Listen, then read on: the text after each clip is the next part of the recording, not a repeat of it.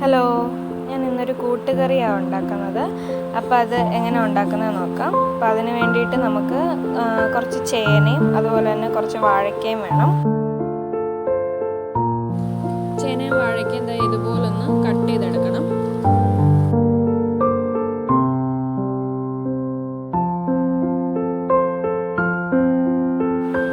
ഈ ചേനയും വാഴയ്ക്കയും നമുക്ക് നന്നായിട്ടൊന്ന് വേവിച്ചെടുക്കണം ആദ്യം തന്നെ. ഞാനൊരു പാൻ ചൂടാക്കി അതിനകത്തോട്ട് ഇതിട്ട് കൊടുത്തിട്ട് നമുക്ക് അതിനകത്തോട്ട് കുറച്ച് വെള്ളം കൂടെ ഒഴിച്ചു കൊടുക്കണം.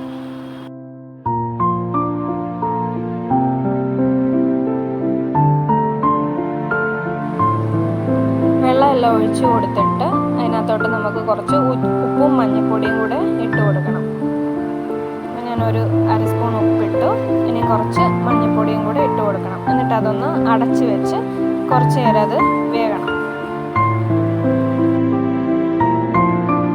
നമുക്ക് കുറച്ച് കടലയും കൂടെ വേണം. അപ്പോൾ ഒരു കപ്പ് കടല തലേദിവസം തന്നെ കുതിർത്ത് വെച്ചിട്ടുണ്ടായിരുന്നു.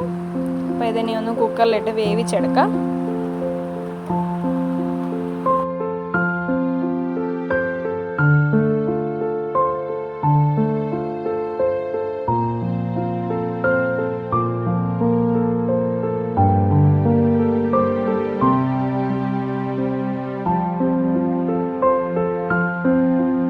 ഇനി നമുക്ക് കുറച്ച് തേങ്ങ വേണം. തേങ്ങ തിരുമ്മിയെടുത്തിട്ട് കുറച്ച് ജീരകവും കൂടെ ഇട്ട് നമുക്കൊന്ന് അരച്ചെടുക്കണം.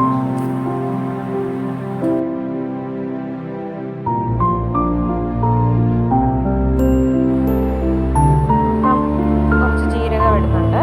ഇനി അതൊന്ന് അരച്ചെടുക്കണം.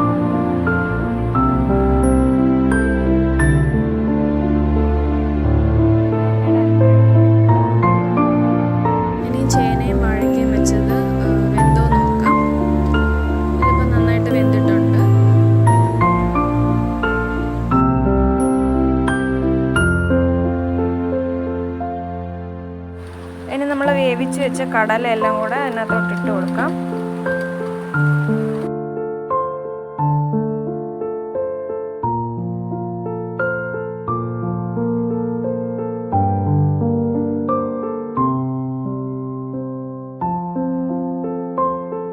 ഇനി ഇതിൻ്റെ കൂടെ നമ്മൾ അരച്ച് വെച്ച അരപ്പ് അതും കൂടെ മിക്സ് ചെയ്ത് നന്നായിട്ട് ഇളക്കി മിക്സ് ചെയ്ത് വെക്കുക. എന്നിട്ട് അത് നന്നായിട്ടൊന്ന് വെന്ത് വരട്ടെ എല്ലാം കൂടെ.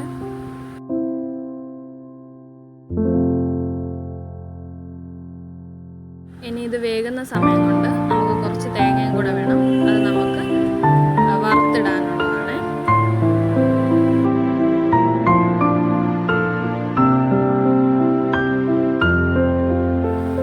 ഞാൻ വേറൊരു പാൻ എടുത്ത് അടുപ്പേ വെച്ചിട്ടുണ്ട്. അതിനകത്തോട്ട് കുറച്ച് വെളിച്ചെണ്ണ ഒഴിച്ചു കൊടുക്കുന്നുണ്ട്. വെളിച്ചെണ്ണ ഒന്ന് ചൂടായി വരുമ്പോഴത്തേക്ക് അതിനകത്തോട്ട് കുറച്ച് കടുക് ഇട്ട് കൊടുക്കാം.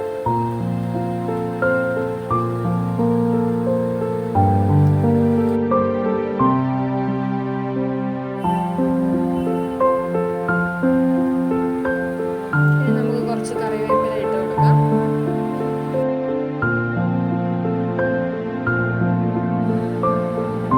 ഇനി നമ്മൾ തിരുമ്മി വെച്ച് ഒരു കപ്പ് തേങ്ങ എടുത്ത് ഇടാം. ഇത് ഇച്ചിരി കുറവാണ്, പക്ഷെ ഒരു കപ്പ് തേങ്ങ ഇടുന്നതായിരിക്കും നല്ലത്. ഒരു കപ്പ് തേങ്ങ എടുത്ത് നന്നായിട്ടൊന്നത് വറുത്തെടുക്കാം.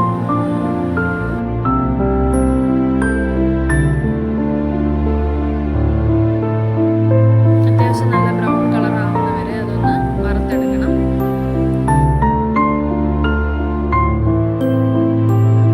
അതുകൊണ്ട് തന്നെ നമുക്ക് കുറച്ച് മുളക് പൊടി ഇട്ട് കൊടുക്കണം.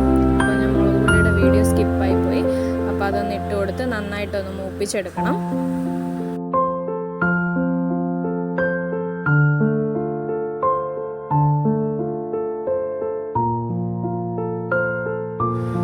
ഇനി നമുക്ക് ആ വേവിച്ച് വെച്ച കൂട്ടിനകത്തോട്ട് ഇതെല്ലാം കൂടി ഇട്ട് കൊടുത്ത് നന്നായിട്ട് മിക്സ് ചെയ്തെടുക്കാം.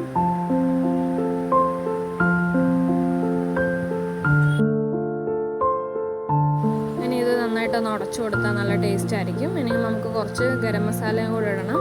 അപ്പോൾ ഗരം മസാല ഒരു 1/4 സ്പൂണും കൂടെ ഇട്ട് മിക്സ് ചെയ്ത് എടുക്കാം. ഇത്രേ ഉള്ളൂ. ഇതാണ് നമ്മുടെ സദ്യക്കൊക്കെ കഴിക്കുന്ന കൂട്ടുകറി.